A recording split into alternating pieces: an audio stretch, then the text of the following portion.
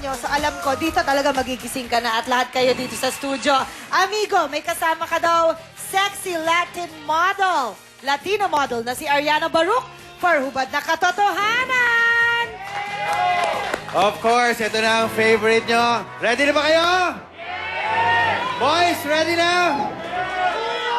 Okay, Miss Baroque, are you ready?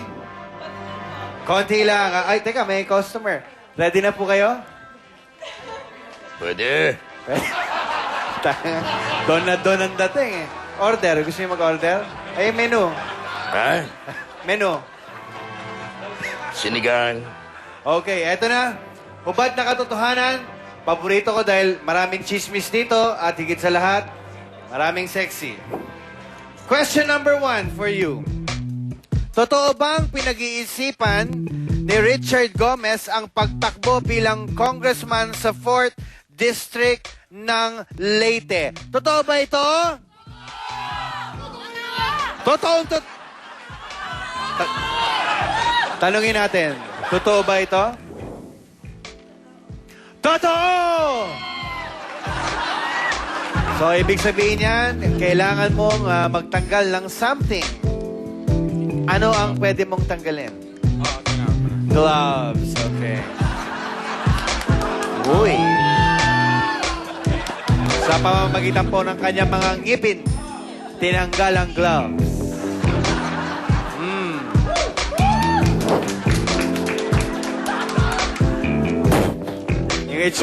Yung itsura sa nito. Next question. Totoo bang buntis si Regine Velasquez? Totoo? Totoo? Confirm ba yan? Totoo bang buntis si Regine? Hindi naman pala totoo eh. Sorry. Third question. Totoo bang nag-hi si Janice de Belen sa girlfriend ni John Estrada sa 40 days ni Douglas Quijano? Totoo? Pwedeng totoo yan. Totoo ba? Totoo. At ano ang next? Fail.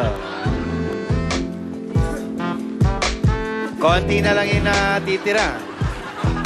Okay? Yes. Next question. Totoo bang ayaw ni Manny Pacquiao mag-artista si Mami Dionisia dahil nasasapawan siya nito? Totoo? Totoo yun? Totoo? Hindi totoo. Ito. May karagdagan.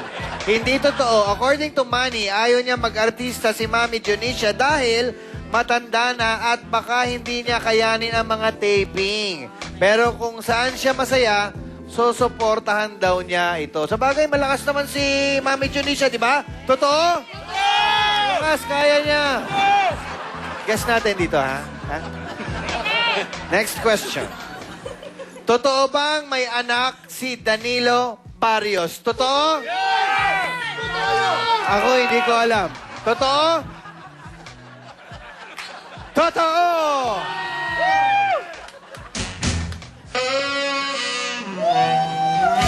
Ano pang...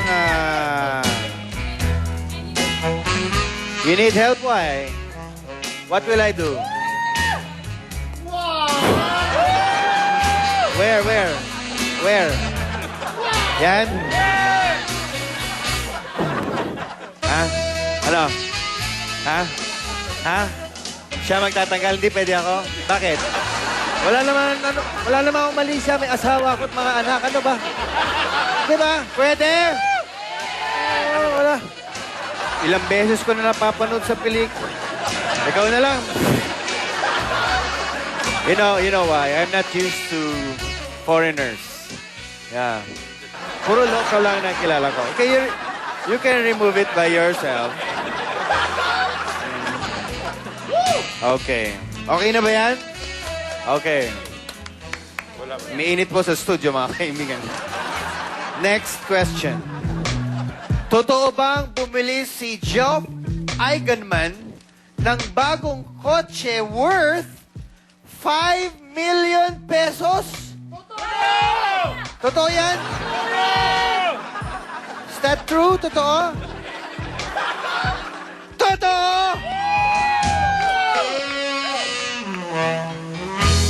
Anong tatanggalin ko? Will I remove anything? To watch. Okay. I'm watching. Count!